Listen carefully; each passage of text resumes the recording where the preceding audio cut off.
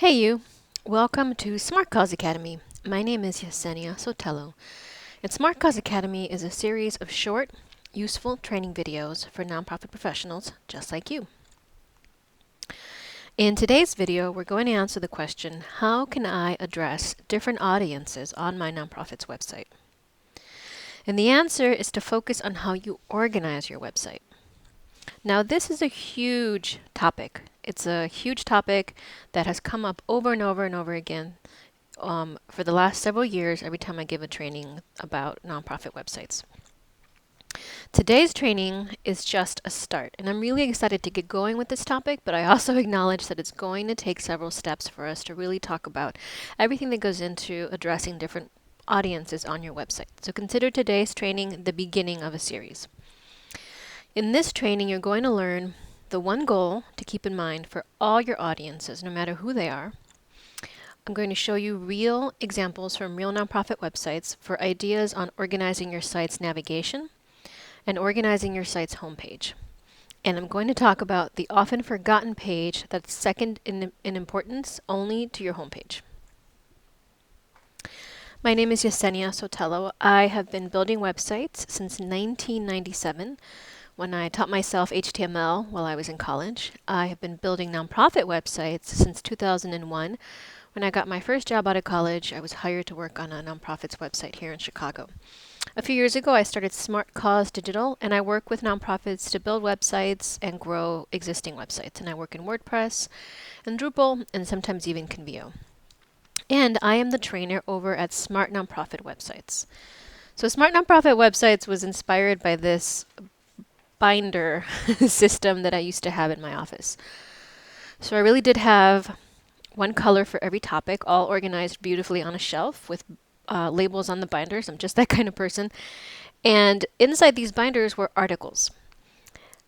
I would scour the internet, find articles that I thought were useful, print them out, highlight the parts that applied just to me or my nonprofit, three-hole punch them, and file them away in one of my binders. And the reason that I had this really tedious system was because it was really, really hard to find resources that actually applied either to the size of my organization, to the limited amount of time that I had, to the cross-section of fundraising, marketing, communications, etc. that I was facing.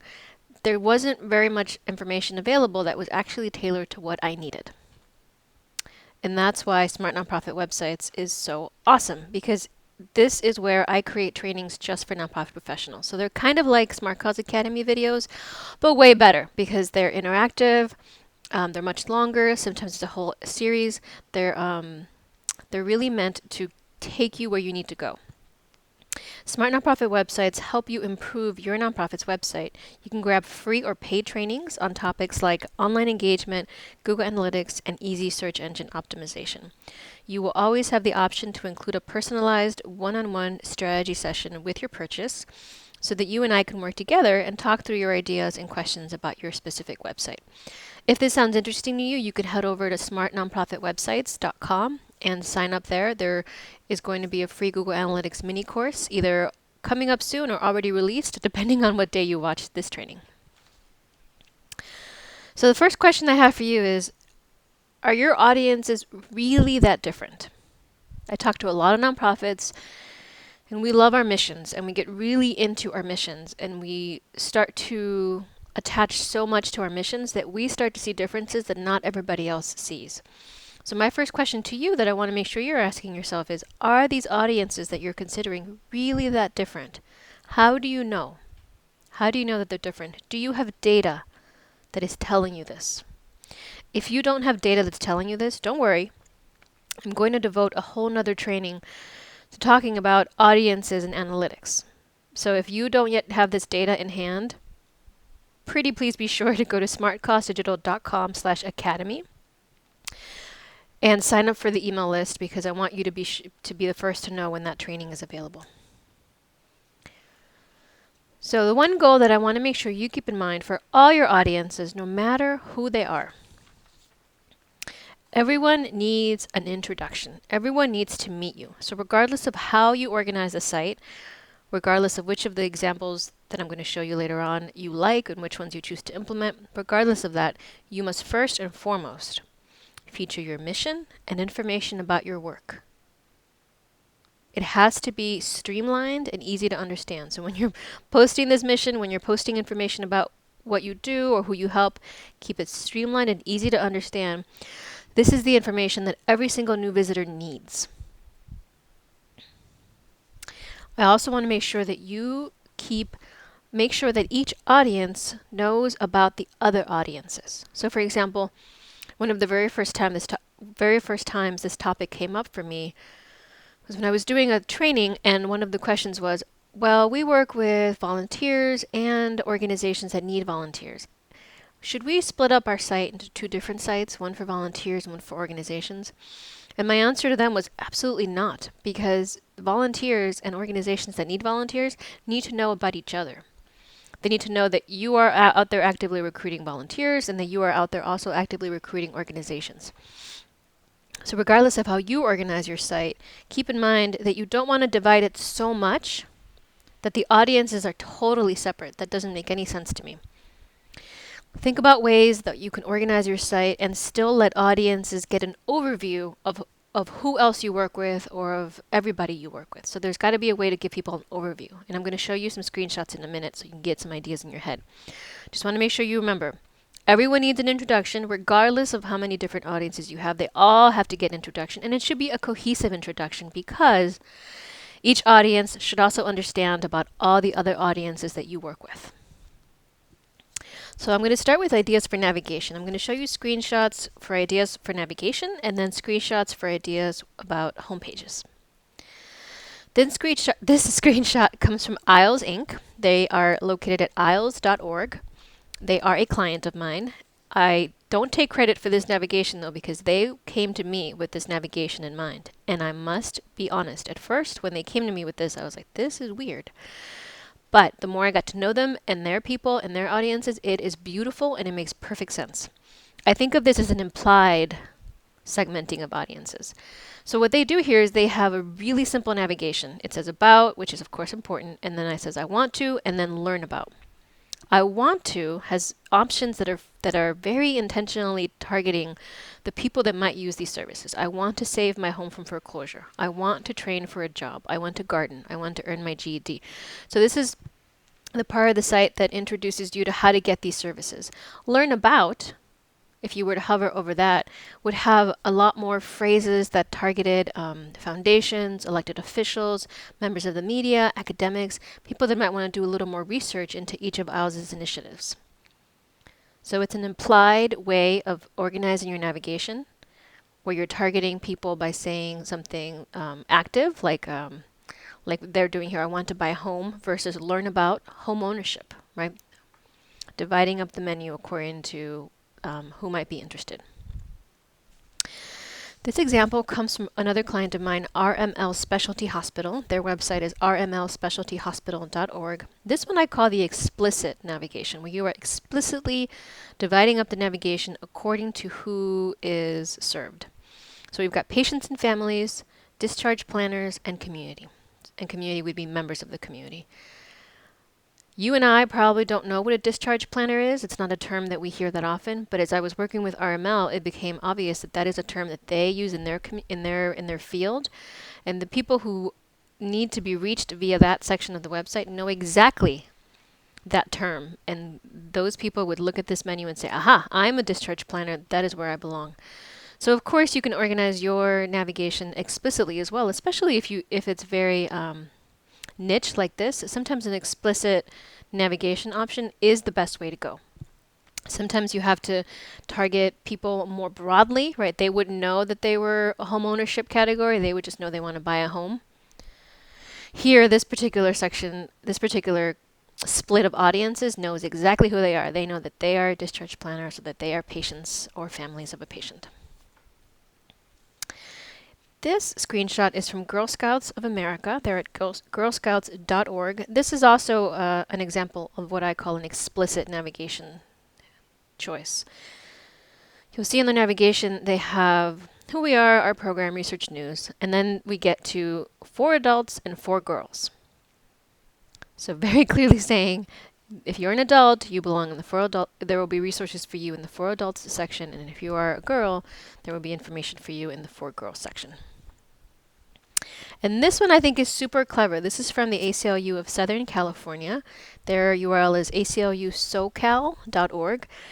I used to work for Illinois affiliate, so I'm pretty familiar with the inner workings of ACLUs, and they have many audiences. So they have like activist kind of audiences who are more casual in the sense that, you know, they don't necessarily work in the legal field, they just care about the issues. They have legal experts who are another section of audience, so those people care a lot about legal dockets and amicus briefs and all kinds of PDF files that the rest of us are probably like, no, thank you.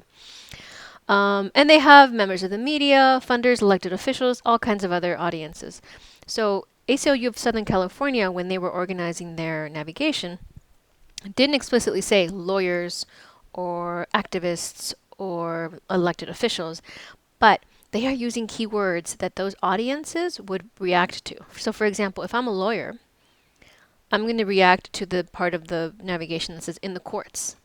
I would know that's where I need to go if I want to get a PDF copy of a motion that was filed or a brief or legal docket update. Any of that information would be in the courts. If I am a elected official, wanting to know what ACLU Southern California is up to, I know that I belong in the government section, because that is a keyword that I react to. And of course, if I'm just a general member or an activist or just someone kind of learning about the organization in the community, sounds friendly, and I would react to that and I would want to explore that section. So as you're thinking about these and comparing your options, think about, are you going to be implied, where you're kind of suggesting what people can do or how they are relating to your organization? Are you going to be explicit, where you use these very specific phrases in your navigation that you know are going to target specific, identify specific audiences? Or are you going to be using keywords that you know your different audiences are going to react to? So now let's talk about homepage. Homepage, as you can imagine, is the most popular page on most every nonprofit website. Very rarely do I see a nonprofit website where the homepage is not the top page. So it's very important that the homepage explain the mission and the work, like I talked about earlier, because so many new people enter via the homepage. But it's also important for the homepage to act as a guide, especially if you feel like your audiences really are that different. The homepage is a great place to start to direct people to the right section. So this screenshot comes from Nonprofit Leadership Alliance. They are a client of mine, and they are at nonprofitleadershipalliance.org. They have audiences of potential students, campuses, i.e. colleges and universities, and then nonprofit organizations. So on their homepage, right beneath the slideshow, they immediately start to split up these audiences and give them a chance to dive deeper into their specific section. So it says, become a certified nonprofit professional, become a campus partner, become a nonprofit partner. My advice to you, if you're considering doing something like this, is to keep it to 3 max. I changed my major many, many times in college. Many times, I think like 4 times. One of my majors at one point was cognitive science. And the one takeaway that I will always remember from cognitive science was that the human brain can only keep so many things kind of juggling at once. So if you try to remember, let's say you're trying to remember a list of 10 things, God help you, because it's not going to happen. That's too many. The human brain really likes to have lists of between like 3, 5, max maybe 7, which is why when you and I were little, it was easy for us to remember our phone numbers, because at least in Chicago, it was 7 numbers and the area code. So think about that when you are deciding how to organize your homepage and deciding how many options to offer, because too many options will be overwhelming and not useful. I like 3. 3 is a very comfortable number. It's not overwhelming. I still feel like I have choices. So if you can figure out how to do 3 options, that would be awesome. If for some reason you have to have 4 or 5, then that's just what you have to do. But if you can work it down to 3, I think you would be very successful. This screenshot is from Goodwill, goodwill.org, and they are splitting up the audiences by action. So they're saying, okay, you're at goodwill.org. Do you want to donate stuff? Do you want to find a job? Do you want to advocate? Or do you want to create a job? One thing I like about this screenshot from Goodwill is that it is action oriented, which is easy to understand, kind of like what IELTS.org was doing. So thumbs up to that. One thing I will tell you that I think is a consideration to decide whether or not you want to do this is I think 4 is too many. So remember, I would recommend 3. If you have to have more, that's okay. But I definitely think that the color scheme here is confusing. Notice what I did with a Nonprofit Leadership Alliance. They all look the same. It's really easy to scan. I don't get confused about what my options are. Here with Goodwill, I feel like the colors are almost getting in the way. Like, do you really want me to create jobs? Because that red is the brightest and really calling my attention the most. You probably want me to donate, but the green is kind of getting confused with the other green block where it says this year your donated stuff has helped Goodwill, etc., etc. So when you're thinking about your site, remember to consider how color plays into it. Because the things that are brightest or most contrasting or most different from the rest of the page, those are going to get the most attention. So if you want to use bright contrasting colors, thumbs up. Just be sure you're using those bright colors on the options that you consider to be the most important.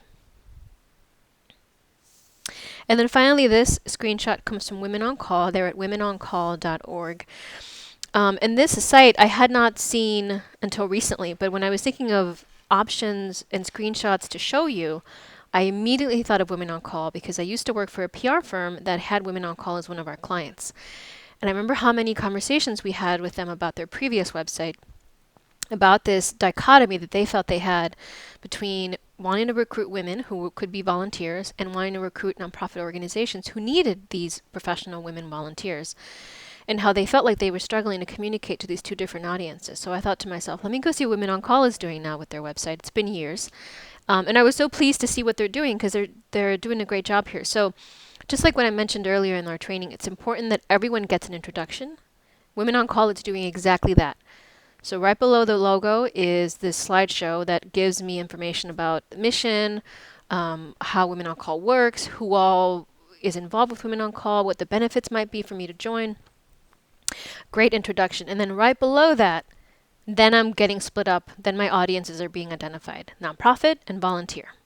I love that it says sign up as a nonprofit and sign up as a volunteer, because then I can imagine that moving forward, Women on Call would communicate to me differently if I sign up as a nonprofit than they would if I signed up as a volunteer. So keep that in mind too. If you're going to segment audiences differently on your website, if you're going to give them different options, remember you want to follow through on the rest of your communications. So you might send them different newsletters, or you might customize the different newsletters depending on who it's going to. And finally, this is the page that I mentioned that is second in importance only to your homepage. So usually when I look at analytics for nonprofit websites, the homepage tends to be number 1. Sometimes the jobs page is number 2, but sometimes it's the about page. And even if the about page is not number 2, it's usually somewhere in the top 3 or 4. The about page is where so many of our new visitors go when they want to learn about us, when they're trying to understand what we do, who we help, what we're about. So when you're thinking about reorganizing your website to target these different audiences, don't forget the about page. Don't forget the copy.